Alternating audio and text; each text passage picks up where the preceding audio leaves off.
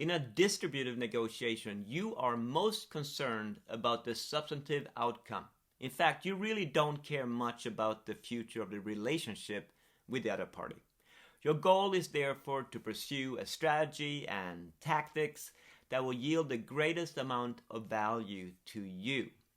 In order to reach this goal, you will come well prepared to the negotiation, and then focus your efforts on being persuasive and making effective concessions. In fact, it is unlikely that you will be able to reach an agreement in a distributive negotiation without making concessions. Also, it is unlikely that you will be able to get the other party to make concessions unless you give them concessions in return. People do expect reciprocity during the process of concessions, during the process of bargaining towards a compromise.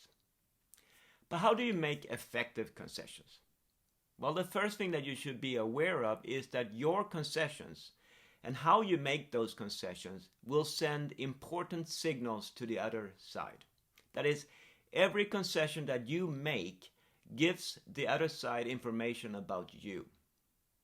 Okay, so here are 4 rules for making effective concessions. First, label your concessions. When you are in a negotiation, you should never assume that your actions will speak for themselves. Remember that the other side will be motivated to either ignore or downplay your concessions so that they don't feel obligated to make large concessions in return. Therefore, you should always label your concessions. Let the other party know that what you are giving up is costly to you. It's a real concession. Also, emphasize the benefits of your concession to the other party. Remember that they care more about their own benefits than they care about your costs or your sacrifices. Don't be too quick to make your first concession. If you're quick to concede, then you send a signal that your first offer, your opening bid, was not really that serious. All right, 2. Demand and define reciprocity. By labeling your concession, the other party has an obligation to reciprocate. But the other side might try to avoid this obligation. Therefore, you should demand reciprocity. But you should do so in a nice way.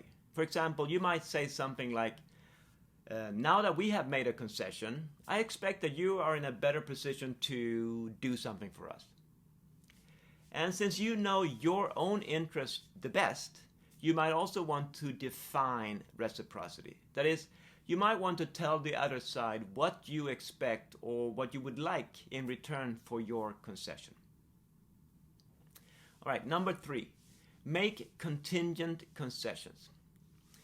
If trust is low, for example, if there is a poor relationship or the relationship is simply new, you might have to make contingent concessions. That is, you will need to indicate that you will only make the concession if the other side makes a concession in return.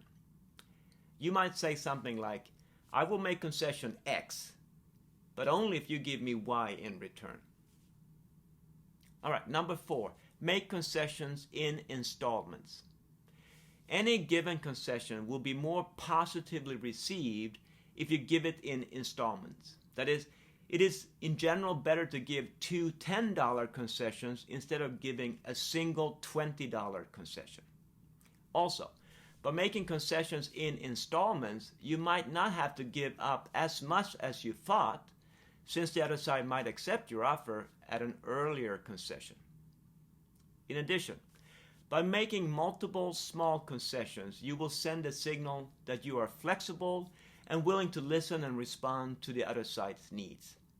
And finally, by making concessions in installments, you have the opportunity to make each consecutive concession smaller and smaller. And this will help you send a signal to the other side that you're getting closer and closer to your reservation point, your bottom line. Okay, to sum up, always follow the 4 rules of concession making, which are 1. Label your concessions. 2. Demand and define reciprocity. 3. make contingent concessions, and 4, make concessions in installments.